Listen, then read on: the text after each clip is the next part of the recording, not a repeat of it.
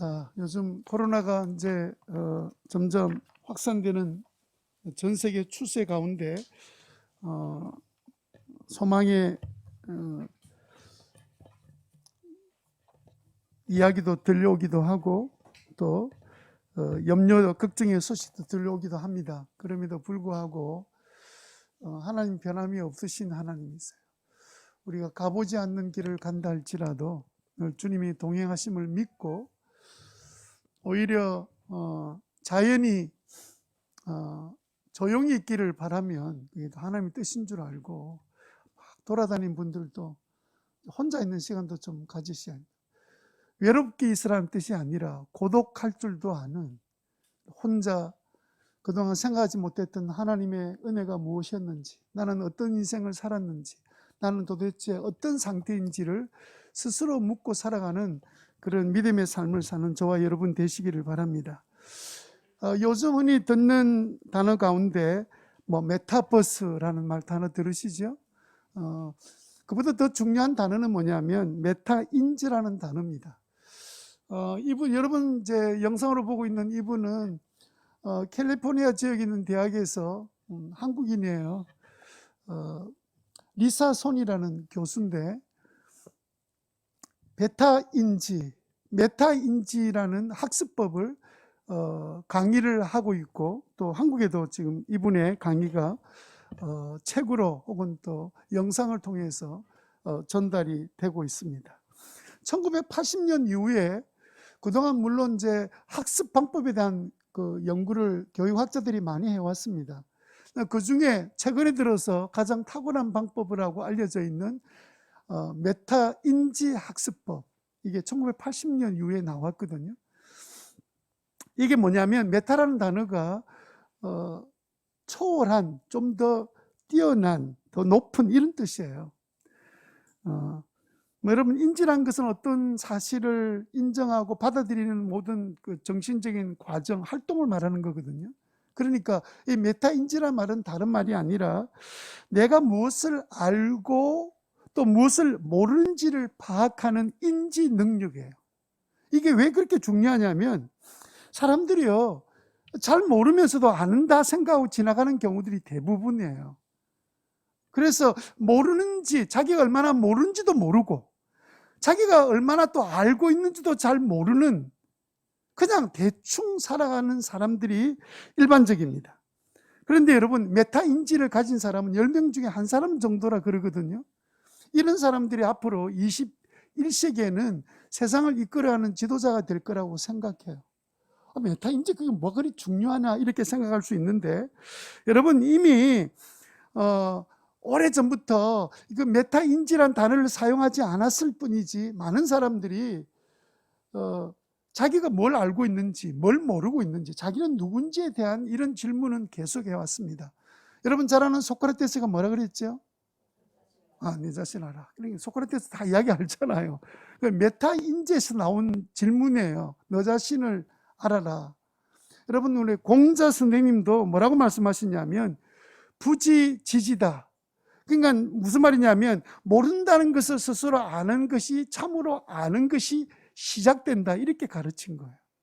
사람들은요, 그러니까 살면서 자꾸 세상 사람들이 모르면 무시당한다고 생각하고, 그럼 모르면 나 몰라요 라고 묻는 사람들이 메타인지가 점점 활성화될 수 있는데, 그럼 내가 그것도 몰라 이 소리 어릴 때부터 들으면서 이 마음에 가면을 쓰기 시작한 거예요. 나는 그냥 가만히 있어야지. 나는 그래야 내가 중간에도 들고 그냥 모르는 사람으로 취급받지 않는 거지. 이래서 모르는 이야기가 분명한데도 불구하고 그때 나 그거 몰라요 한번 설명해 주세요 이렇게 해야 깨달음을 확실히 분명히 갖게 되고, 그렇게 살면 당장은 사람들한테 저것도 모르나 이렇게 비난은 받을지는 몰라도 적어도 우리는 뭘 안 쓰냐면 아는 척하는 가면을 안 쓴단 말이에요. 그런데 여러분, 이게 가면을 자꾸 쓰다 보면 나중에 자기가 진짜 안다고 착각한다는 거예요. 그럼 정작 또 설명해 보라면 또 몰라. 제대로 모르면서도 좀 몇 가지 그냥 내가 아는 것 가지고 다 아는 것처럼 생각해 버리는 이 인지 능력 가지고는 세상을 지도자로 살아갈 수가 없다라는 거예요. 우리가 자녀를 교육할 때도 그것도 모르나? 중학생이 돼가지고 이러면 그 다음부터 아이가 가면을 쓰는 거예요. 내가 괜히 질문했다가 모르는 거 이야기했다가 그냥 욕만 들어 먹으니까 그냥 막 지나가자. 막 아는 척하고 지나가야지. 이래 자꾸 이제 가면들을 뒤집어 쓰기 시작하는 거죠. 그런데 가끔 사람들 가운데 뭐 모르는 걸 사람들이 비난하면 어때? 내가 모르는 건데 나는 알아야지. 그래도 알고 싶어요. 이야기해 주세요. 이렇게 말하는 사람은 그 순간에 정확하게 알게 되고 그때 아는 기쁨을 누리면서 모든 부분에 점점 이 메타인지가 활성화되면서 모든 영역에 제대로 알아가는 사람. 그리고 나는 뭘 잘 모르는지, 나는 뭘 알고 있는지 정확하게 분별할 줄 아는 사람이 되는 건데, 일반적인 사람은 10명에 9명은 대부분 모르는데 아는 줄 알고 사는 거예요. 그리고 다 가면을 쓰고 있는 거예요. 사람들 앞에 나는 이 정도 아는 사람이다. 이런 부분들이 얼마나 자녀를 좀 하나님께서 우리에게 맡기신 자녀가 좀 제대로 특별하게 자랄 수 있는 길인데도 불구하고 메타인지가 부모에게 없다 보니까 자녀에게도 이게 활성화 안 되는, 그래서 좀 모르면 자꾸 야단치고 그러니까 질문도 안 하게 되고 나중에 조금 청소년 되면 아무것도 안 묻잖아요. 부모한테 물어봐야 계속 막 핀자만 들을 거니까. 또 반대로 아이가 어쩌다가 100점을 받아오면 아이고 천재다 이러면서 막 칭찬해 주면 아이들이 그때부터 가면을 쓰는 거예요. 부모는 칭찬할 때 결과보다는 그 과정에 애쓴 걸 칭찬해 줘야 이 가면을 쓰지 않고 메타인지가 활성화될 텐데 그 결과 때문에 칭찬을 받았으니까 자꾸 칭찬받고 싶고 칭찬받으면서 받았던 그 용돈 때문에 계속해서 칭찬 듣고 싶은 행동을 자꾸 하는 거예요. 실제로 모르는데 자신의 모습을 모르게 만들어가는 그런 이 인지 구조가 우리 일반 사람들에게 다 있다는 거예요. 여러분, 메타인지는 뭐냐면 내가 무엇을 아는지, 내가 무엇을 모르는지를 인지할 수 있는 능력인데 그건 아무것도 아닌 것처럼 보이지만 대단한 겁니다. 저도 마찬가지인데요. 저도 자라면서 모르는 내용을 잘 질문을 못했던 것 같아요. 그것도 몰라? 이런 이야기 듣는 것이 싫어가지고 그냥 모르는데도 불구하고 입 다물고 막 가만히 있으면 가운데 중간은 갈 수 있어. 이런 생각으로 질문을 하지 않았던 것 같고, 질문을 하면 괜히 네 질문 때문에 우리가 다 시간 낭비하잖아. 이런 불평의 소리를 들을까 싶어서 묻기보다는 참고 지나가면서 이게 메타인지가 활성화되는데 모르는 건 모른다 이야기하고 질문해서 알아가는 이 기쁨을 점점 잃어버려서 배움에 대한, 새로운 것을 배우는 것에 대한 아무런 갈망이 사라져버린, 없는 그런 삶을 산 게 아닌가 싶습니다. 그래서 뭐 부부 생활 하는데도 분명히 또 이야기하면 또 아내가 또 힘들어할까 싶어서 그냥 막 덮어서 지나가 버리기도 하고, 이런 것들이 관계에도 좋은 것은 아니거든요. 게다가 이제 목사가 되고 나니까 이거 목사가 그것도 몰라요, 그것도 못해요, 이런 이야기 듣기 싫어가지고 목사 가면을 쓰기 시작하고 있는 것 같아요. 여러분은 어떻습니까? 여러분들은 모르면 그냥 나 그거 모르니까 설명해 줘요. 그것도 몰라? 이런 비난을 듣는다 하더라도 나 그래 사실 몰라요 라고 사실을 자기가 모른다는 것을 인정하고 그래서 배워가는 기쁨을 누리고 살아가고 있습니까? 아니면 저처럼 그냥 말했다가는 또 비난당하고 핀잔당할까 싶어서 무시당할까 싶어서 그냥 그걸 늘 가면을 쓰면서 입 탁 다물고 그렇게 살아가고 있지는 않습니까? 여러분, 이게요, 세상 살아가는 동안에 세상 지식을 조금 알고 모르고 하는 것이 뭐 조금 더 불편하게 살면 되지, 그래서 아무 문제 없는 것으로 우리가 얼마든지 살 수 있습니다. 아니 메타버스 모른다고 뭐 우리가 못 살겠습니까? 메타버스가 뭔지도 뭐 모른 채 우리가 얼마든지 지금 살아왔고 앞으로도 살게 될지도 모릅니다만은, 여러분, 이런 세상의 지식은 상관이 없는데 문제는 내 안에 있는 상태가 얼마나 심각한 상태인지도 모르고 자기는 살아가니까 꽤 괜찮은 줄 알고, 그렇게 만약 살아간다면 우리의 마음의 상태나 영적인 상태는 심각한 문제를 일으키는 거예요. 여러분, 사람들이 왜 현대인들이 수많은 사람들이 우울증에 빠지게 됩니까? 쉽게 넘어집니까? 쉽게 왜 자살합니까? 그건요, 자기 자신을 솔직히 잘 알아가는 일에 노력도 게을렀고 너무 지나치게 사람들의 그 의식 때문에 결과적으로는 모른 채 살면서 아는 것처럼 가면서다 보니까 나중에는 자기는 다 알고 있다고 생각하는 거예요. 나이가 들면 들수록 다 안다, 뭐 이렇게 생각하는 경향이 우리 속에 생기니까 알매 기쁨이 사라지고 기쁨이 없는 거예요. 사람은 하나님께서 우리에게 주신 기쁨 중에 한 가지가 몰랐던 것을 새로 깨닫는 기쁨이거든요. 우리가 성경 읽을 때 기쁜 이유가 뭡니까? 몰랐던 말씀을 깨닫고 하나님 이렇게 살면 하나님께서 내가 믿음으로 잘 살 수 있구나, 이 사실을 깨닫게 되니까 감사하고 기쁨인데 그거 하나도 없이 교회 나와서 그냥 예배만 드리고만 있으면 우리의 메타인지도 활성화되지 않지만 우리가 지금 영적으로 심각한 상태인 것도 모른 채 막 그냥 이렇게 예배드리면 뭐 신앙생활 하는갑다 이렇게 스스로 가면을 쓴 채로 신앙생활을 하게 되면 이건 더 큰 문제지요. 예를 들어서 많은 사람들이 자기는 예수 믿고 구원받은 줄 알고 만약 천국 가서 주님 앞에 서지 못하면 뭐 때문에 그런 일이 생깁니까? 자기를 정확하게 한 번도 진단해 본 적이 없는 거예요. 내가 뭘 모르고 있는지, 내가 뭘 알고 있는지도 확인해 보지 않은 채 신앙생활을 하게 되었다는 뜻입니다. 그래서 영적인 문제가 굉장히 중요한데 우리는 그냥 교회 다니면 저절로 신앙이 있고 그 다음 다니다 보면 어느 날 신앙이 자랄 거라는 막연한 생각으로 우리가 만약 살고 있다면 내 영적인 상태를 내가 알 수가 없는 거예요. 그래서 여러분, 그 메타인지를 활성화시키는 방법 중에 한 가지가 질문하는 거예요. 나는 뭘 모르고 있지? 나는 알고 있는 게 뭐지? 나는 상태가, 나의 지금 영적인 상태가 어떤 상태지? 왜 나는 기도가 잘 안 될까? 왜 나는 성경 안 읽어도 아무렇지 않을까? 다른 사람은 열심히 믿음으로 사는데 왜 나는 열심히 없을까? 이런 질문이 계속 되어지는 것이 귀찮게 여길 것이 아니라 스스로 나를 알아가기 위한 질문을 계속 던질 때 무슨 인지가 활성화된다고요? 메타인지가. 그래야 내가 다른 사람을 도울 수 있는 사람으로 변화될 수 있는데, 여러분 우리가 성령의 은사를 받아야 된다고 성령 이야기 계속 하고 있는데 은사를 받는다니까 아무것도 모르는 사람이 그냥 은사 받으면 뭘 할 거라고 생각하는데 성령님이 우리에게 은사를 주실 때는 깨닫게 해주세요. 먼저 내가 어떤 상태인지, 내가 뭘 지금 모르고 있는지, 그래서 성령님이 나를 어떤 부분을 깨닫게 해주시는지를 알아가면서 사역하는 거지, 냅다 아무것도 모르는데 무당 무슨 신들인 것처럼 그렇게 하나님께서 역사하시는 게 아니거든요.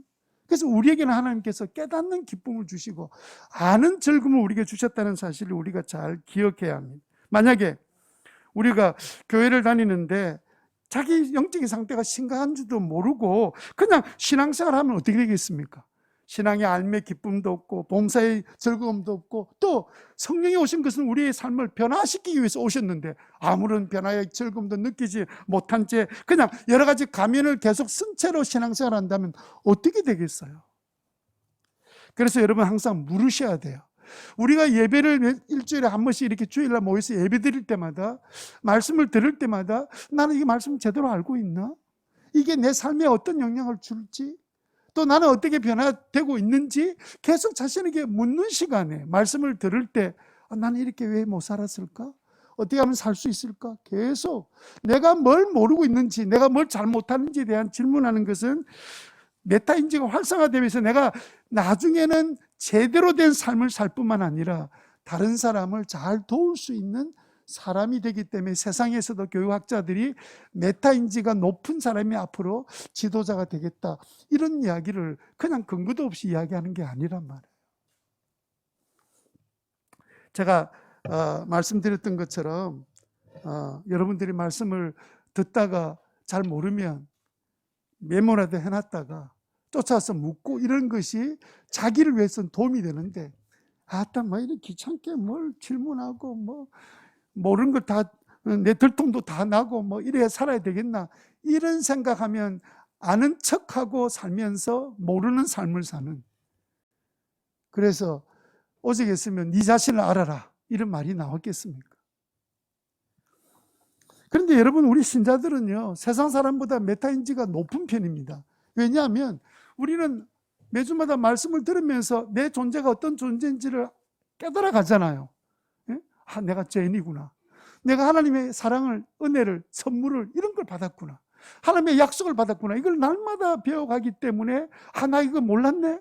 아, 성령으로 산다는 것이 이렇게 초자연적인 그런 역사이라는 것을 내가 몰랐구나. 이거를 알아가기 때문에 예수 믿는 사람은 세상 사람과 다르게 매주마다 성경 읽으면서 매일마다 우리는 메타인지가 활성화되는 삶을 살아가는 것이 분명합니다. 여러분, 게다가 또 우리가 어떤 존재인지 어떻게 해야 될지 알려주시기 위해서 하나님께서 누구를 보내주셨습니까? 자, 이사야 9장 6절 같이 한번 읽어볼까요? 같이 읽겠습니다. 시작. 한 아이가 우리를 위해 태어났다. 우리가 한 아들을 모셨다. 그는 우리의 통치자가 될 것이다. 그의 이름은 놀라운 좋은 자, 전능하신. 여기에 놀라운 좋은 자란 말은 놀라운 상담자가 되신다는 거예요. 예수님이 오셔서 우리에게 놀라운 상담자가 되시고, 예수님이 땅에 계시다가 제자들을 떠나면서 이제 내가 너희들 떠난 것 때문에 염려하지 마라. 내가 아버지께 가서 또 다른 보혜사를 보내주시겠다 해서 성령을 우리에게 보내주신 거잖아요. 성령님이 우리에게 늘 함께 계신 거죠. 여러분, 그래서 초대교회 성도들은요, 자기가 어떤 존재인지, 우리가 어떤 상태에 있는지를 서로 알기 위해서 늘 만나면 하는 질문이 있었습니다. 특별히 처음 만나는 교인을 만났을 때 물었던 질문, 여러분 오늘 19장 1절에 보세요. 뭐라고 되어 있습니까? 바울이 에베소에서 예수님의 제자들을 만나서 묻습니다. 성경에 그냥 제자들, 세례 요한의 제자 이런 말이 없이 그냥 제자들 하면 전부 다 예수님의 제자를 말합니다. 무슨 아시겠죠? 자, 2절에 다 같이 읽습니다. 시작. 여러분은 믿을 때 성령을 받았습니까? 성령을 받았습니까? 왜 성령을 받았는지 물어봤을까요?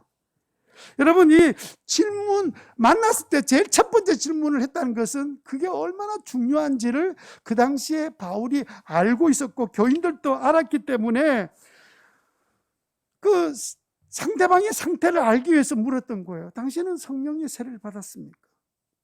성령을 받았습니까? 성령님 아세요? 성령님 몰라요? 성령님 계세요? 안 계세요? 이렇게 물은 거죠.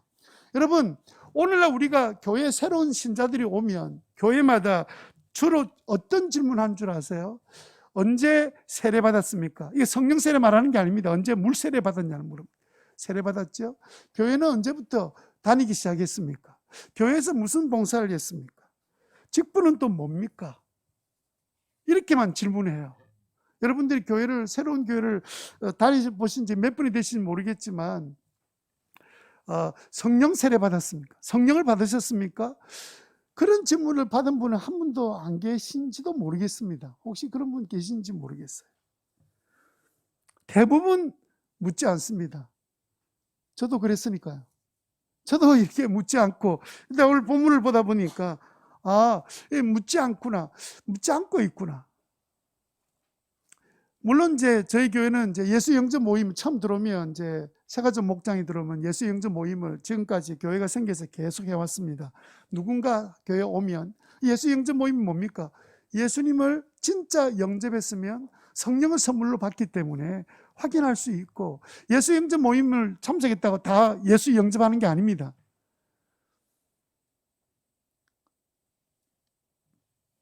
그래서 영적 상태를 파악해서 도울 수 있는데, 왜 현대 교회는 만나면 그냥 언제 교회를 다니기 시작했냐, 뭐 물세례는 언제 받았냐, 이런 질문을 하는데 왜 성령을 받으셨습니까? 라는 질문을 왜 하지 않을까?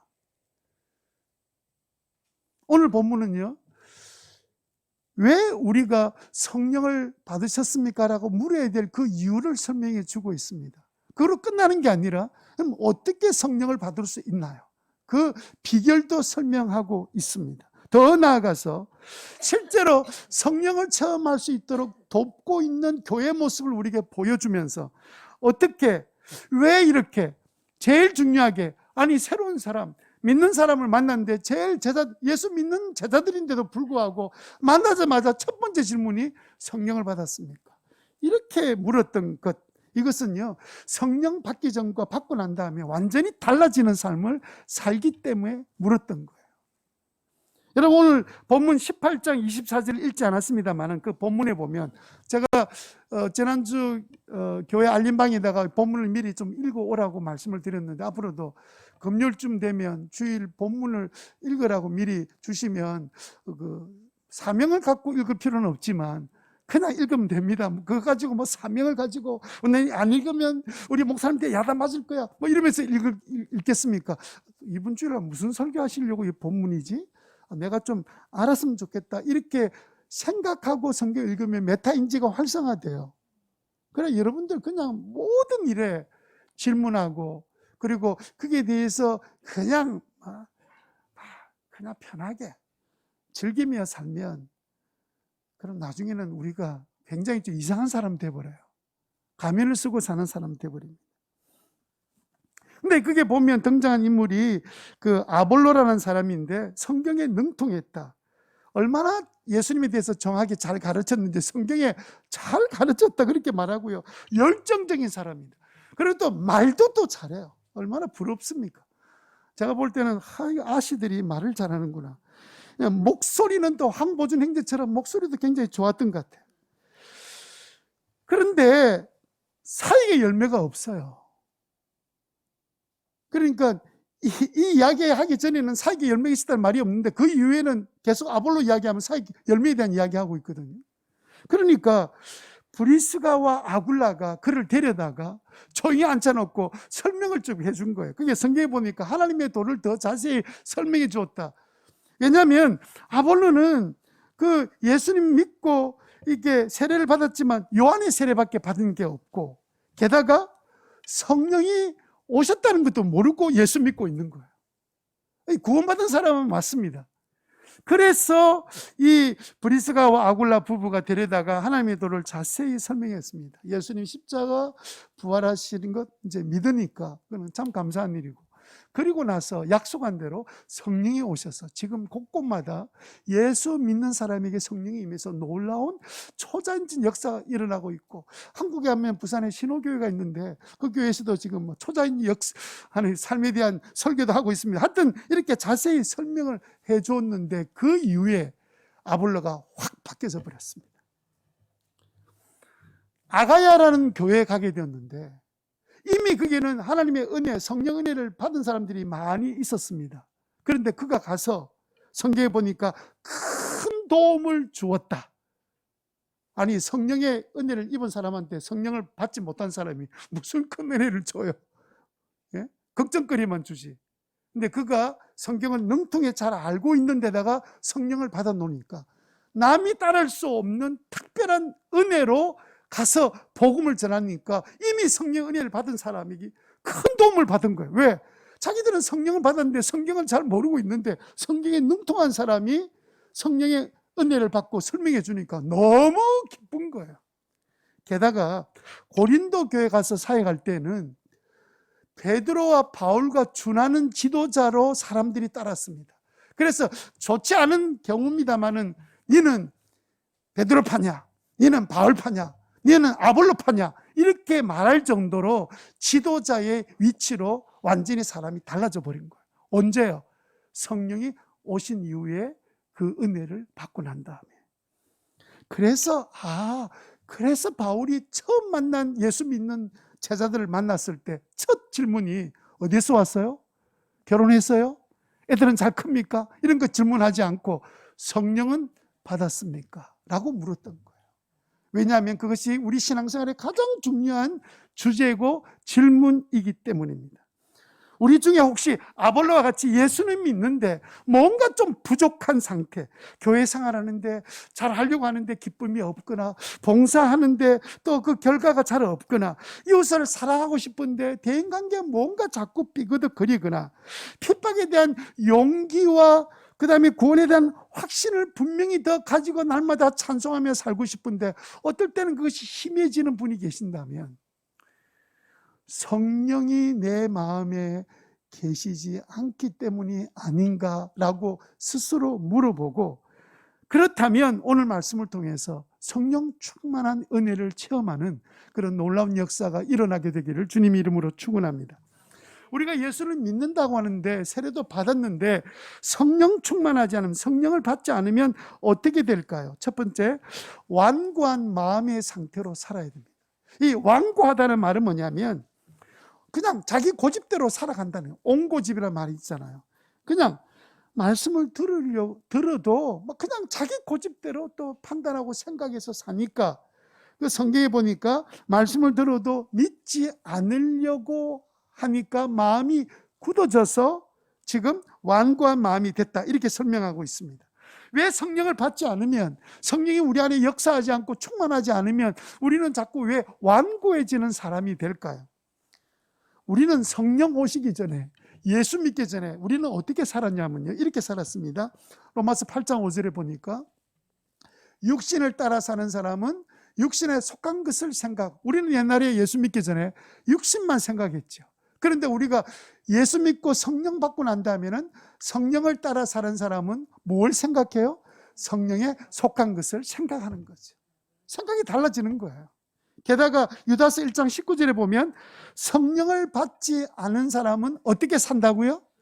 본능대로 산다. 육신대로, 본능대로. 내 몸에 어떻게 보면 동물적인 본능에 따라 인생을 사니까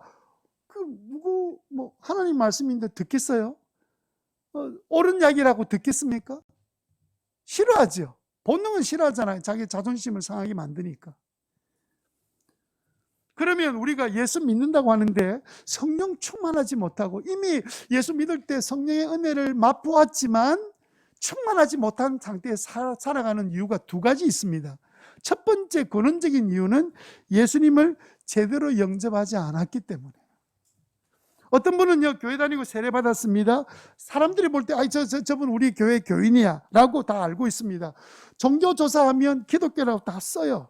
그런데 구원받지 못한 사람이 있습니다. 왜냐하면 예수님을 나의 구주로 마음에 영접한 적이 없기 때문에, 내가 죄인인 것을 고백하고 예수님이 나 때문에 십자가 대신 돌아가시고 나를 위해 죽으시고 부활하시고 나의 주인이 되어 주셔서, 그래서 예수님 내 삶에 들어오셔서 나의 죄를 깨끗하게 용서해 주시고 내 인생의 주인이 되셔서 나를 이끌어 주세요. 나는 이제부터 순종하며 살겠습니다 라고 진심으로 기도할 때 성령님이, 예수님 믿는 순간에 성령님이 우리 속에 쑥 들어오시거든요. 성경의 표현은 그렇습니다.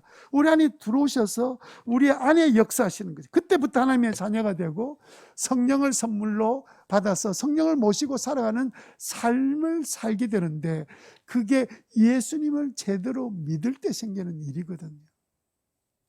교회를 오래 다니다 보면 예수님에 대한 것을 많이 듣습니다.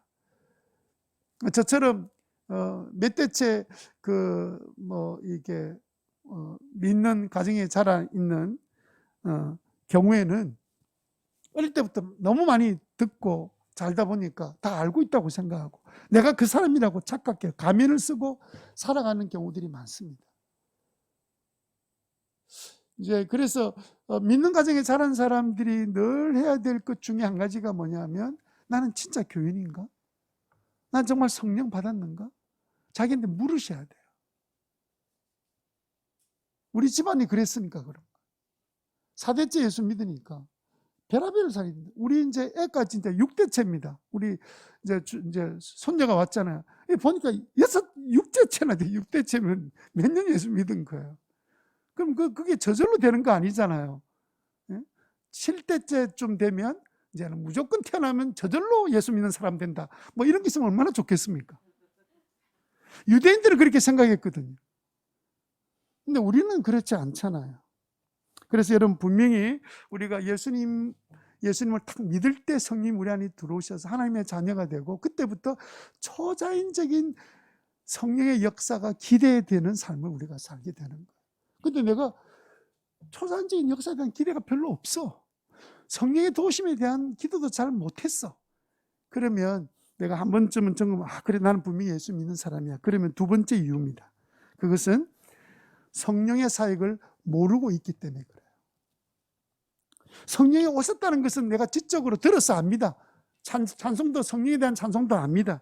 그런데 정작 성령님이 오셔서 무슨 일 하는지를 잘 모르니까 얼마나 중요한 일을 하는지를 모르니까 성령님 날 좀 도와달라고 기도도 해본 적이 없는 거예요. 몰라서 그런 겁니다. 예수는 분명히 믿고 구원받은 사람임에도 불구하고 성령님이 무슨 사역을 나한테 하고 있는지를 모르면 성령과 관계없는 삶을 사는 거예요. 여러분, 성령의 사역이 뭡니까? 많은 일을 행하시지만 그 중에 크게 둘로 말한다면 우리가 예수님이 부탁하셨던 그 일, 주님이 남겨놓으셨던 그 일을 우리가 할 수 있도록 돕는 일을 하시죠. 그래서 특별히 목자 목녀들에게 그 성령님이 큰 일을 도와주시는 중에 뭐냐면 사람을 돌보는 구원하는 사역을 잘 하도록 물론 모든 성도들에게 주시는 은혜입니다만은 두 번째는 우리의 성품을 예수님의 성품 닮아가도록 해주시는 분이 누구냐면 성령님이 하시는 일이거든요. 그 일을 하려고 성령님이 오신 거예요. 예수님께서 요한복음 14장 16절에 보면 체험 만찬 하실 때 제자들에게 내가 곧 아버지께로 간다 이랬더니 제자들이 갑자기 그냥 막 슬픔에 가득 차 있었습니다. 에이, 좀 그만 슬퍼해라. 내가 가면 내가 다른 보혜사를 보내줄 테다. 아버지께 부탁해서. 그분이 성령이시다.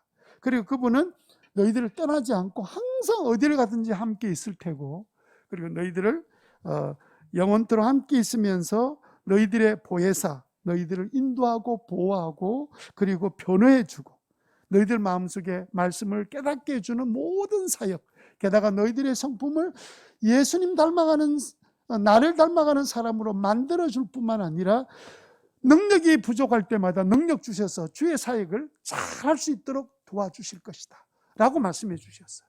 근데 그 사역을 모르고 그냥 성령님 계신갑다, 찬송 부를 때만 성령 오셨네 한번 부르고 나는 집에 간다 이렇게 하고, 성령님 오시고 나는 집에 가고, 그냥 대수롭지 않는 것으로 여기고 살면 내가 그 성령의 그 은혜 속에 내가 살아갈 수 없게 되는 거죠. 성령이 오셔서 영원토록 너와 함께 계실 것이다. 너를 변화시켜 주실 것이고 너를 주님의 일을 이룰 수 있는 능력도 줄 것이고 너 안에 성품도 완전히 바꿔져서 변화된 기쁨의 삶을 살게 해주실 것이다. 여러분, 이런 성령의 중요한 사역에 대한 믿음이 없으면 기대가 생기지 않고, 기대가 생기지 않으면 성령의 도우심을 위해서 기도하겠습니까? 그래, 기도가 안 되는 이유를 다른 데서 찾을 수 있습니다. 내가 너무 바쁘고 너무 피곤해서 기도하게 되면 집중이 안 돼. 그 이해가 돼요. 그런데 여러분, 계속 그렇게 살면 안 되잖아요. 성령님이 얼마나 중요한 분인지를 내가 진짜 인식한다면 자다가도 돈 이러면 푸득 깨잖아요. 안 깹니까? 자다가도. 근데 왜 성령 이러면 도로 잡니까? 이러면 좀 곤란하잖아요. 자, 그래서 여러분, 우리가 성령의 역사 없이는 살아갈 수 없는 삶이란 자각을 가지게 될 때 우리는 성령 충만함을 사모하게 된다는 거죠. 그럼 두 번째로 우리가 성령을 받으려면, 성령 충만하면 우리는 어떻게 해야 되는가? 두 번째, 정말 간절해져야 합니다. 어떻게 해줘야 된다고요? 정말 간절해져야 됩니다. 그냥 성령님 내 안에 계셔, 성령의 사역은 이런 거야, 그래서 오늘도 듣고 배웠으니까 나는 알고 있어, 이래가지고 되는 게 아니고요. 정말 성령님이 나를 확 붙들어 주시기를 바라고, 내 안에서 그냥 역사해 주시기를 원하고, 내가 좀 사람 성질이 좀 확 바뀌었으면 좋겠다, 내가 이대로 살면 안 되겠다, 이런 간절함이 우리 마음속에 있어야 된다는 거예요. 여러분, 누가복음 11장 9절에 보니까 뭐라고 말씀하시냐면, 내가 너에게 말한다, 구해라, 찾으라, 문을 두드려라. 10절에 구하는 사람마다 받을 것이고 찾는 사람마다 찾을 것이고 문을 두드리는 사람에게는 열어주실 것이다. 열어준다 그랬습니다. 열린다고 안 돼 있습니다. 그냥 내가 문을 두드리면 자동적으로 문이 열려지는 게 아니에요. 하나님이 그 들으시고 문을 내가 열어주겠다는 거예요. 여러분, 우리가 그런 마음 가지고 간절히 원해야 돼요. 간절히 원해야 돼요. 그러면 여러분, 우리 마음속에 가만히 한번 생각해 보세요. 왜 성령 충만을 위해서 그 성령에 대한 갈급한 마음이 왜 있어야 되는가? 그거는 단순합니다. 하나님이 그렇게 약속해 주셨어요. 구하라, 내가 줄 것이다 약속해 주셨기 때문에요. 구하는 자에게 반드시 주십니다. 갈급한 마음으로, 그 목마른 사슴이 그 물을 찾듯이 갈급한 마음으로 나를 찾는 자는 내가 만나줄 것이다. 성령을 구하면 내가 주겠다. 여러분, 성령님은요, 우리 안에 오셔서 우리를 사용하셔서 우리를 변화시켜서 하나님 사람 만드시는 게 소원인데, 그 때문에 오셨는데 우리가 성령님 나를 도와주세요 이러면 안 들어오시겠습니까? 말이 안 되는 거죠. 그 일을 하러 오셨는데 얼마나 소원하시겠습니까? 여러분, 누가복음 11장 11절 같이 한번 읽겠습니다. 시작. 너희 가운데 아버지가 된 사람으로서 아들이 생선을 달라고 하는데 생선 대신에 뱀을 줄 사람이 어디 있습니까? 12절 달걀을 달라고 하는데 전갈을 줄 사람이 어디? 13절 중요합니다. 너희가 악할지라도 너희 자녀에게 좋은 것들을 줄 줄 알거든. 하물며 하늘에 계신 아버지께서 구하는 사람에게 뭘 주신다고요? 내 성령을 주시지 않겠느냐. 구하면 주고 말고 주신다는 거예요. 그럼 우리 좀 더 구체적으로 어떻게 성령 충만을 구해야 될까요? 첫 번째는요, 성령의 임재를 믿으셔야 돼요. 성령이 우리 가운데 이미 와 계시고 역사하신다는 사실을 믿고 그렇게 기도해야 합니다. 하나님, 정말 제 힘으로는 주님의 일을 할 수가 없어요. 나는 이 일을 감당할 수가 없습니다. 제가 능력이 없이는 아무것도 행할 수가 없습니다. 라는 목마름이 있어야 되고요. 내 노력과 의지로 결단하고 했는데도 안 돼요. 그 사실을 깨닫고 주님, 제 성품 자체를 먼저 바꿔주세요. 제가 참 참을 수 있는 마음을 주시고 내가 사랑할 수 있는 마음을 주시고 내가 끝까지 선한 마음으로 행할 수 있도록 성령님 도와주세요. 왜냐하면 성령님이 하시는 일이 그 일이니까. 그렇게 간절히 간구할 때 주님께서 내가 들어주마. 왜 내가 너한테 응답하지 않겠냐 이렇게 말씀하신 거예요. 우리 주변에는 물론 우리가 그동안 성령 임재에 대한 간구가 좀 부족한 사람도 계실 수 있습니다. 또 특별히 어떤 분은 의도적으로 또 멀리하는 분도 계세요. 늘 성경 하다 보니까 성령님에 대해서는 기대가 별로 없는 사람이 있습니다. 아니, 그 성경을 성령님의 감동으로 썼는데도 불구하고 성경과 성령을 이렇게 나누어 가지고 성경은 붙들고 있는데 성령님을 잘 인정하지 않는 분들이 계세요.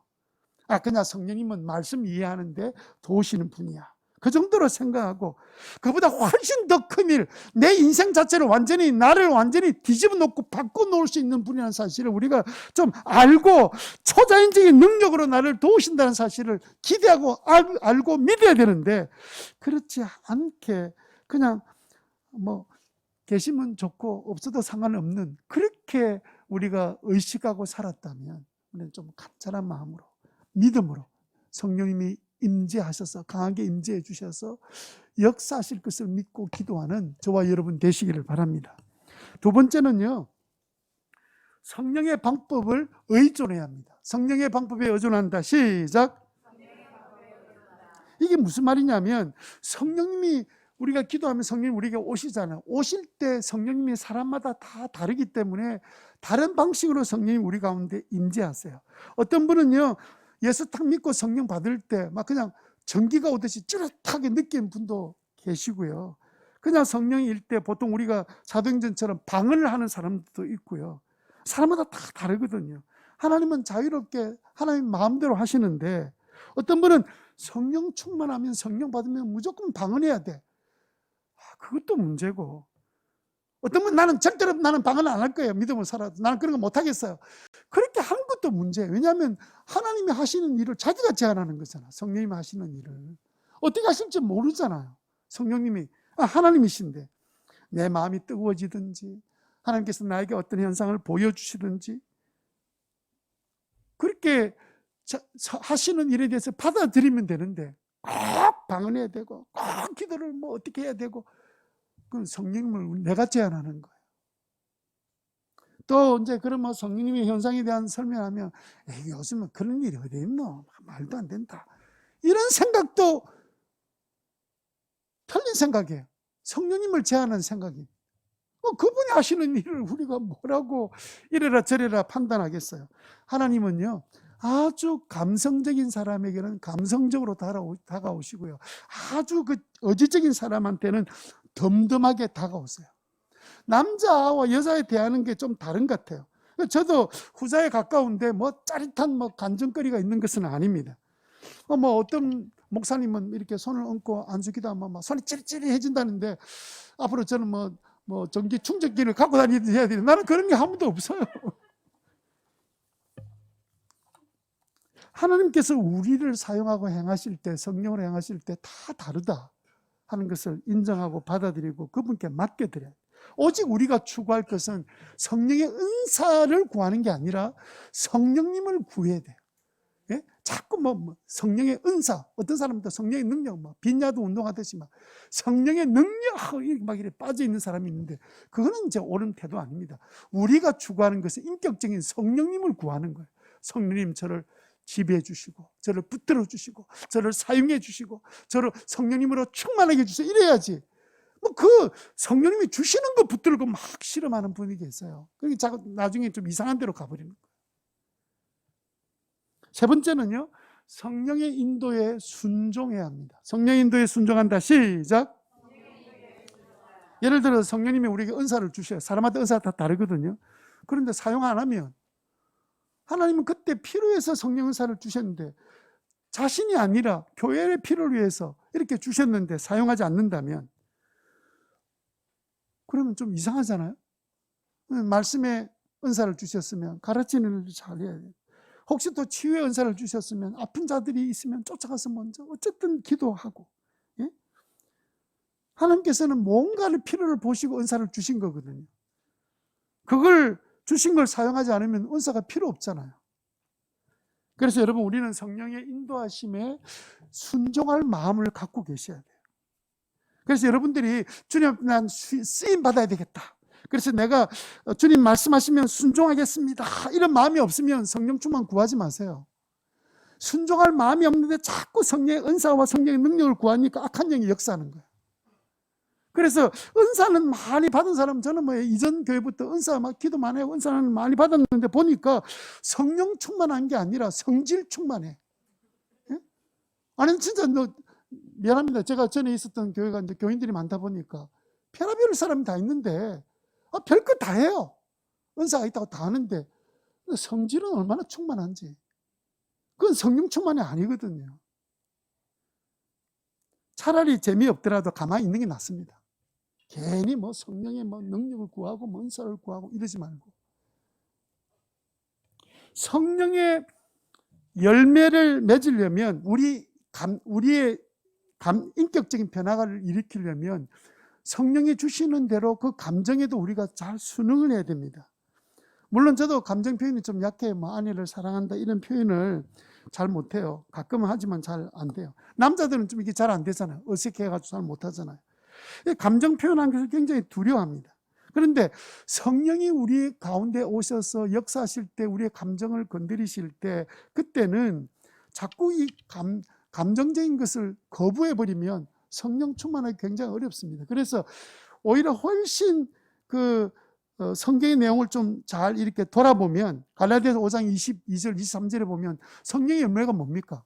전부 다 사랑, 기쁨, 평화, 인내, 친절, 선함, 신실, 그 다음에 온유, 절제. 근데 앞에 있는 두 개만 한번 생각해 봅시다. 제일 첫 번째가 사랑인데 사랑이라는 게 뭡니까? 감정이 아니고 이웃의 필요를 채워주는 거잖아요. 그래서 우리가 원수도 사랑할 수 있죠. 내 마음이 별로 그렇지 않는데 너무 필요하니까 채워주는 거죠. 근데 여러분 우리가 사랑이 완전해지려면 감정이 없이 계속 그렇게 있으면 완전해지겠습니까?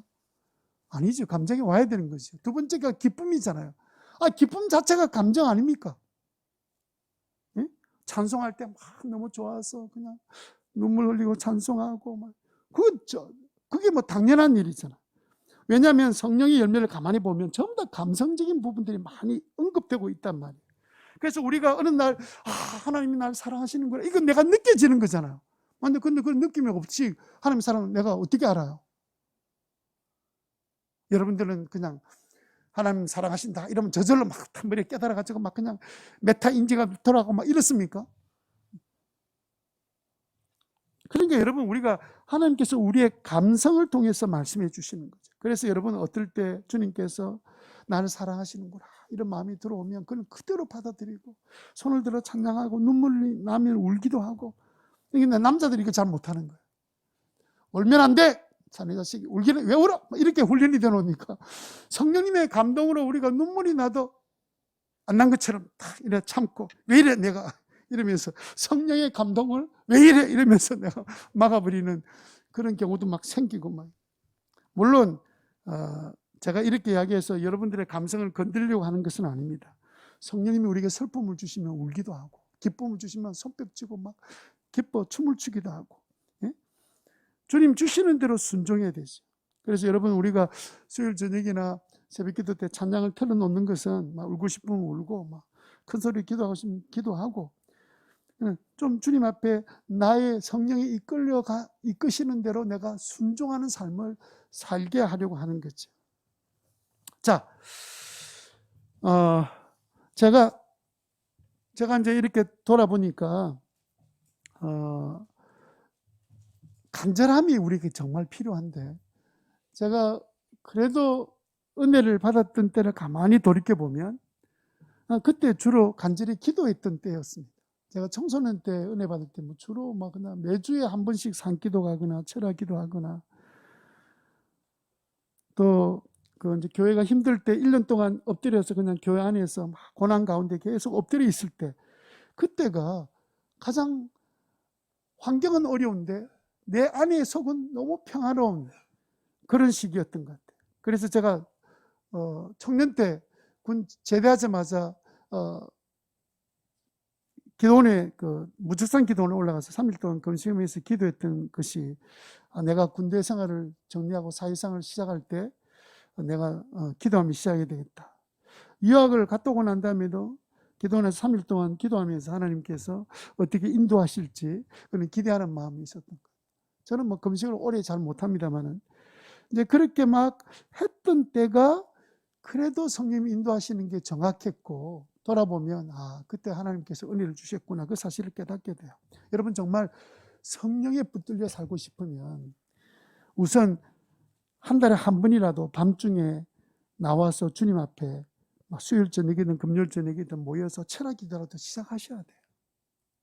그러다가 성령님이 우리에게 더 기도하게 하라면 또 기도하는 거지. 근데 그런 간절함이 기도 없이 그냥 우리가 흔히 이제 정오 기도하듯이 그렇게, 정오 기도는 그 기도가 맞습니다. 근데 성령 충만함 받기를 원하는 기도, 그렇게 해가지고 성령 충만을 우리가 충분히 받아 누리기가 정말 쉽지 않을 것 같아요. 자, 우리가 성령 충만해지면 세 번째 어떤 축복이, 능력이 나타나는가? 기쁨이 넘치는 삶을 삽니다. 자, 기쁨이란 게 뭡니까? 성령의 열매 중에 하나잖아요. 우리의 바람이 채워질 때, 흡족할 때 느끼는 감정이거든요. 내가 원하는 것들이 채워져서 흡족한 감정. 그래서 우리가 언제 제일 기쁩니까? 쉽게 말해서 언제 제일 기쁘죠? 제 아내를 보니까 선물 받을 때 제일 기뻐하더라고요. 그 선물도 막 비싼 선물보다는, 저는 비싼 거 사가면 야단맞습니다. 그 희생이 들어있는 선물, 그걸 더 좋아하는 것 같아요. 그래도 주님도 또 똑같은 것 같습니다. 하나님께서 우리에게 주신 최고의 선물이 뭡니까? 예수님, 성령님, 그렇잖아요. 최고의 선물로 주셨습니다. 베드로가 이렇게 말했죠. 사도행전 2장 38절에 다 같이 읽겠습니다. 시작. 회개하십시오. 그리고 여러분 각 사람은 예수 이름으로 세례받고 죄용삼을 받으십시오. 그러면 성령을 선물로 받아요. 예수님을 믿게 한 것도 믿음을 선물로 주셨고, 예수님도 선물로 주셨죠. 게다가 성령을 우리에게 선물로 주셨습니다. 자, 왜 성령이 임재하면 우리 안에 기쁨이 넘칠까요? 두 가지 측면 때문에 그렇습니다. 한 가지는요, 성령님이 임재하시면 하나님의 그 영광이 느껴지기 때문에, 어떨 때는 그게 경외감과 그 말할 수 없는, 경험하지 못했던 그런 감정을 느끼게 되고요. 두 번째, 동시에 내가 얼마나 비천한 자인지를 자각하기 때문에 그 앞에서 감격하게 되고 울게 되게 되고 벅찬 감동을 느끼게 되는 거예요. 사도행전 13장 52절에 보니까 제자들은 뭐와 무엇으로 가득 차 있었다? 기쁨과 성령으로 가득 차. 그래서 여러분, 성령이 가는 데마다 뭐가 늘 따라붙냐면 기쁨이 따라붙습니다. 성령이 임재하시면 우리는 기쁠 수밖에 없어요. 그 다음에 로마서 14장 17절에 시작. 하나님의 나라는 먹는 일과 마시는 일이 아니라 성령 안에서 누리는 의와 평화와 기쁨입니다. 그러니까 우리가 그 사실이 맞습니다. 그 이제 한 3, 40년 전에 저희들이 이제 뭐 청년 때까지 한 30대, 40대 하다 초반까지 그때 이렇게 보면 부흥회가 여전히 부흥회는 사람들이 많이 모였습니다. 설교하는 부흥사가 설교를 얼마나 잘하는지 하나도 중요하지 않았습니다. 그냥 교회에서 부흥회 한다면 교인들이 다 모여가지고 보통 평소에 교회 예배 드릴 때마다 부흥회 하면 더 많이 모였는데 요즘은 교회 주일날 모이다가 부흥회 하면 더 줄어들어요. 어떤 신기한 놀라운 역사가 일어나고 있습니다. 이거는 초자연적인 역사는 아닌 것 같은데, 그런데 그 부흥회가 잔치였습니다. 모이는 성도들이 모이면요 얼굴에 막 그 뭔가의 막 기쁨, 눈물, 감사 이게 막 넘쳤습니다. 몇 시에 마치느냐 묻는 사람도 없습니다. 어떨 때는 뭐 7시 보통 시작했는데 뭐 12시 마치기도 하고 해도 아무 불평하는 사람이 없습니다. 그냥 핍박을 받고 그것 때문에 그냥 가족들한테 욕을 들어먹어도 그 기쁨을 잃지 않았습니다. 기쁨이 충만했어요. 정말 그냥 교회 오는 자체가 기뻤어요. 그냥 교회 그냥 성도들이 모인 것만이 너무 기뻤습니다. 그런데 어느 순간부터 그 기쁨이 교회에서 사라진 거예요. 여러 가지 이유가 있겠죠. 그죠? 우리가 물어야 될 질문 중에 하나입니다. 나는 언제부터 기쁨을 잃어버렸지? 여러분, 분명한 것은 성령이 사역하기 시작하면 놀랍게도 기쁨이 함께 따라온다 하는 사실을 생각하고 각자 자신에게 물어야 합니다. 내 안에 기쁨이 있는가? 이렇게 물으셔야 됩니다. 성령이 역사하기 시작하면 어떤 일이 나는 세 가지 일이 일어나는데요. 첫 번째는 초자연 역사가 일어나고요. 두 번째는 주님의 사역을 하게 되고 능력 있게 열매 있는 사역을 하게 되고, 세 번째는 예수님의 성품을 닮아가게 됩니다. 자, 성령이 강하게 역사하시는 이유 두 가지 있다 그랬죠. 주된 사역, 첫 번째는 주님의 사역을 하는 거예요. 주님이 맡겨놓으신 그 사역을 전에는 하려고 애쓰고 노력했는데 이게 잘 감당이 안 되고 열매가 없는데 어느 날 성령의 은혜가 임하기 시작하면서부터 열매가 이제 맺혀지기 시작합니다. 두 번째는 예수님을 닮아가는 성품의 변화가 막 일어나는 거예요. 전에는 이게 그렇게 잘 안 됐던 일인데 막 일어나는 거죠. 근데 그런 두 가지 일어나는 일들이 전부 다 초자연적인 역사고 그 외의 일들도 일어나게 돼요. 기도하면 응답받고 하는 그런 놀라운 일이 나는데 우리가 자꾸 초자연적 일이니까 막 굉장히 뭐 그냥 갑자기 목사님이 두 발 뗐는데 막 저 뒤에 도착했더라. 그런 일 없습니다. 막 그거 가지고 막 신비적인 일처럼 막 생각하는 분이 있을지 모르겠는데, 여러분 그 초자연적인 역사가 뭐냐면 내 능력과 내 그릇 가지고는 도무지 할 수 없는 일인데 어느 날 그게 이루어지게 된 거예요. 네? 그러니까 이게 나 어떻게 이 일을 내가 어떻게 했지? 그러니까 내가 아무리 봐도 자연적으로는 설명이 안 되는 거야. 자연적으로 설명이 안 되는 게 뭡니까? 이게 초자연적인 거죠. 근데 교회도 마찬가지입니다. 우리 개인적도 마찬가지입니다. 아니 성령의 열매로 내 인격이 바뀌어지잖아요. 성령의 역사로. 근데 가만히 보면 절대로 남한테 사과라고 해본 적이 없는 사람인데 어느 날 그냥 찾아가서 내가 미안해 라고 사과하는 거예요. 절대로 미안하다고 말할 사람이 아닌데 가서 미안하다 말하는 거예요. 자기밖에 모르는 사람인데 막 남에게 그냥 뭐 찾아가서 뭔가를 자꾸 베풀고, 가만히 보니까 자연스럽지 않아. 평소에 안 하던 사람이야. 아무도 그렇게 저런 사람 하는 사람이라고 생각하지 않았는데 어느 날 그렇게 자연스럽지 않는 행동을 하니까 이걸 다른 말로 하면 뭡니까? 초자연적으로 행하는 거죠. 내 힘으로 도무지 할 수 없는 일이 일어나면 그것은 바로 초자연적인 역사입니다. 물론 하나님께서 또 다른 방식의 초자연 역사를 행합니다만은, 그래서 성령이 우리 안에 들어오시면 기쁨이 넘치는 거예요. 초자연 역사, 내가 할 수 없는 일들이 막 일어나니까 얼마나 기쁨이 생기겠습니까? 물론 기쁘게 일하다가도 힘들 때가 찾아오지만 또 다시 실적이 날 때도 있지만 다시 회개하고 성령 충만을 사모하고 기도하고 간구하고 막 이러면 다시 기쁨이 생기고 열매도 생기고 이러면서 우리는 점점 성령의 충만한 삶을 사는 거죠. 우리가 지금까지 참 좀 신앙생활이 재미가 없다, 예배만 탁 마치면 쪼르륵 그냥 가서 TV님 앞에서 고개를 숙이고, 그런 게 아니라 어느 날은 예배 마치고 나면 집에 가기 싫은 거야. 그냥 성도들이 같이 한마디 이야기해도 너무 기쁘고 감사하고 좋고, 성령이 역사하기 시작하면 그런 일들이 우리 가운데 일어나게 될 줄 믿습니다. 그래서 여러분, 우리가 이미 연초는 성령으로 시작됐어요.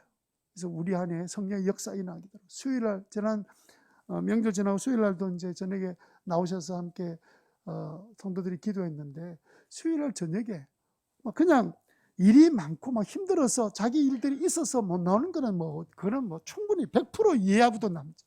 오히려 위에서 기도해 줘야 될 상황이지만, 내가 한가롭게 앉아서 시간을 보내고 있다면 그날 교회 나와서 같이 기도하고 성령의 도우심을 구하고 한마디라도 성령의 충만하기를 사모할 때 성령께서 우리 안에 기쁨이 넘치는 삶을 살게 해 주실 줄로 믿습니다.